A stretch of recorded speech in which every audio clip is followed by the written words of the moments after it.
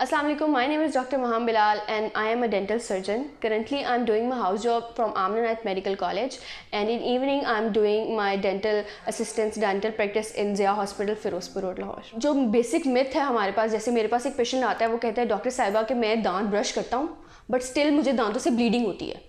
क्यों होती है मेरे दांतों में? अब उसकी क्या वजूहत हो सकती हैं कि हम अक्लूजली उस बंदे को या पेशेंट को एग्जामिन करते हैं तो हम देखते हैं कि उसके दांत तो बिल्कुल साफ़ हैं, लेकिन उसको हेलेटोसिस भी है, मुंह से स्मेल भी आ रही है और उसकी ब्लीडिंग भी हो रही है।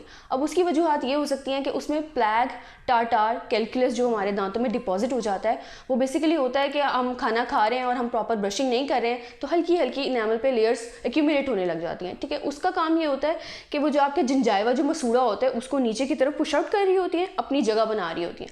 अब जब वो नीचे पुश आउट कर रही होती हैं तो आपकी जो रूट होती है वो एक्सपोज हो जाती है। अब रूट एक्सपोज हो गई है तो वहाँ पे वो सेंसिटिविटी भी उसको होगी, उसको ठंडा गर्म भी लगेगा और इवन उसको ब्लीडिंग भी होगी।